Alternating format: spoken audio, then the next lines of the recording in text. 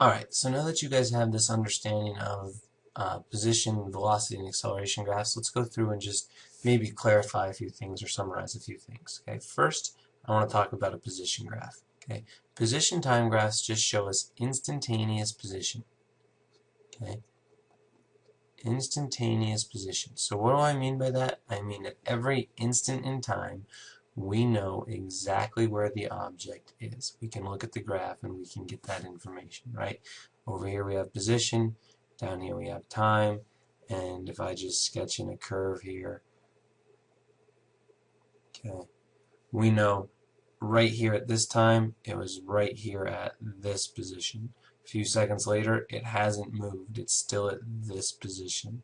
A few seconds later, it has moved a little bit because now it's up here at this position.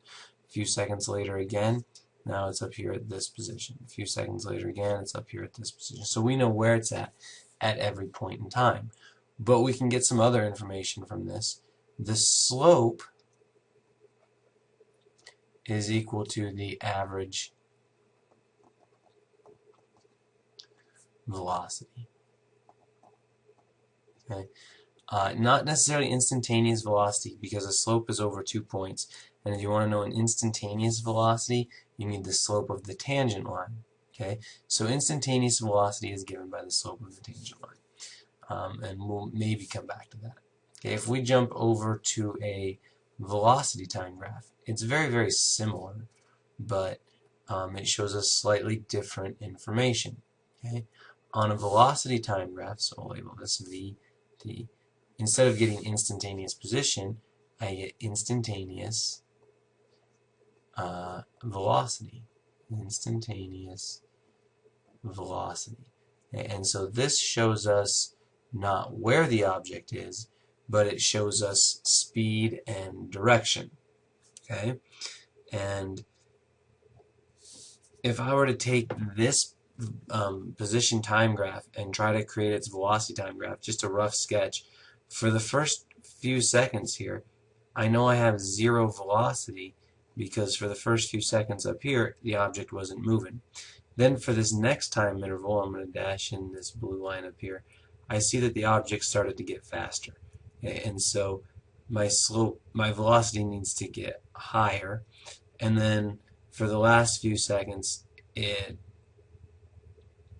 gets a little bit slower, and then it looks like it stops. Okay, so right here it starts to change. Instead of getting steeper, now it gets less steep, and then it eventually stops. So my velocity time graph looks like this peak. Why is it all positive? It's all positive because it's all moving away. Okay, so my instantaneous velocity, so this shows me how fast it's going and which direction it's going at every point in time. Now, what can I do with this? I know the area is equal to the change in position. Okay, so if I found this area right here, it would be equal to this change in position, initial, final, so this delta x, that's delta x, so is this area down here. It's also delta x. Okay, but there's one more thing that I can do with this graph. Okay, I can go one step further. Just like the slope was the average velocity of a position time graph, the slope here gives me average acceleration. Okay. Average acceleration. Now, we're always going to have constant acceleration, so when your acceleration is constant, the average is the instantaneous, but doesn't really matter. Okay, so I'm going to have an acceleration time graph here, and so let's go ahead and see what an acceleration time graph shows me. AT shows me instantaneous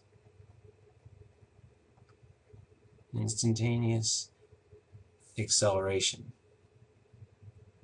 Okay, and like I said, we're only going to deal with those constant accelerations, so it doesn't matter that it's instantaneous. It'd be all the same anyways. Okay, so how do I get this? Well, I just set up above that the velocity time graph, the slope gives me the acceleration. Well, the slope of a horizontal line is 0, so no acceleration and no velocity.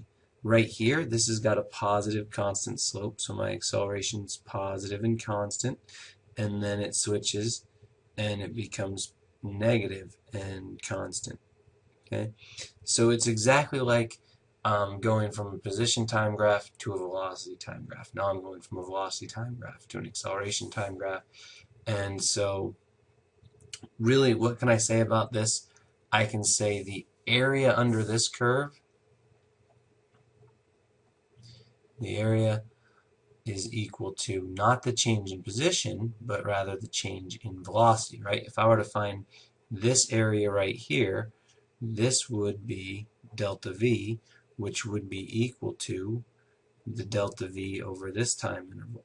If I were to find this area right here, okay, it would be equal to the delta V here.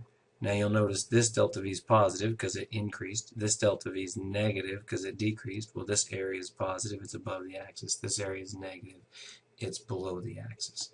Okay, so we can shift back and forth between these graphs at will. We just got to figure out what we know and what we're trying to get to. The only thing that we got to be careful of is going from X to V to A is easy because we know our initial position, so we can get everything we want.